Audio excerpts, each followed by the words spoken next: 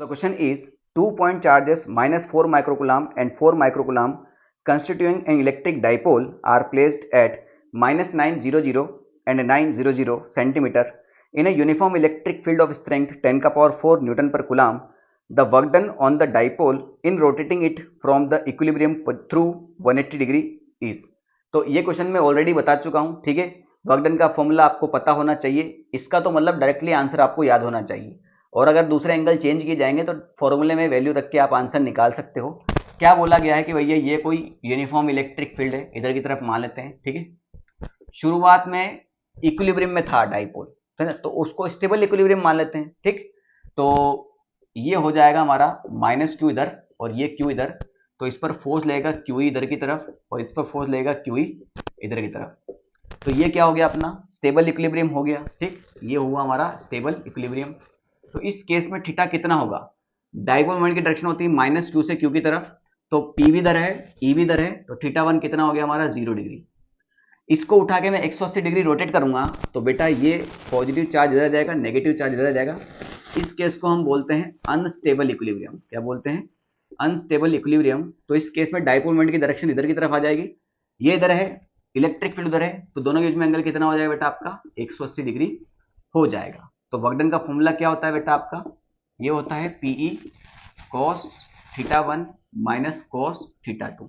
ये जब θ1 θ2 अलग अलग 60 डिग्री 120 से 60 डिग्री से 60 डिग्री और घुमाया तो ऐसे केस में, मगर 0 डिग्री से 180 डिग्री और घुमाया, स्टेबल इक्विलिब्रियम से अनस्टेबल इक्विलिब्रियम में घुमाया, या फिर इक्विलिब्रियम से 180 डिग्री रोटेट किया, तो हर केस में जो वर्क डन बनता है उसका फॉर्मूला आप याद रखेंगे, जो कि होता है 2PE। कैसे हुआ, ये हुआ PE, θ1 कितना हो जाएगा cos 0, ये हो जाएगा cos 180, PE cos 0 होता है बेटा 1 माइनस cos 180 होता है -1, माइनस माइनस प्लस हो जाएगा, तो ये हो जाता है आपका 2PE, ठीक।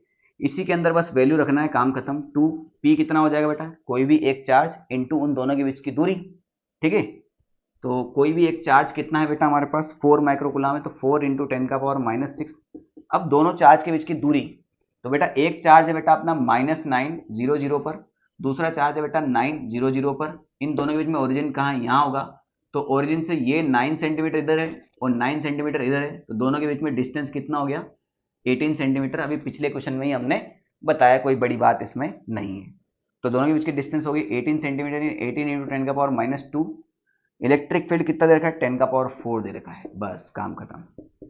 तो ये हो जाएगा 2 4 8, 8 इंटू 18 इंटू 10 का पावर -6, 10 का पावर -2, 10 का पावर -8, 10 का पावर -8 प्लस 4, 10 का पावर -4 हो जाएगा।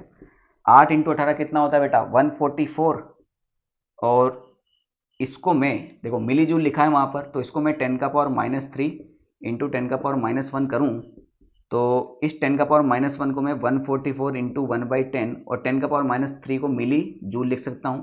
तो ये आपका आंसर 14.4 मिली जूल आ जाएगा। 14.4 मिली जूल आपका ऑप्शन नंबर बी में है।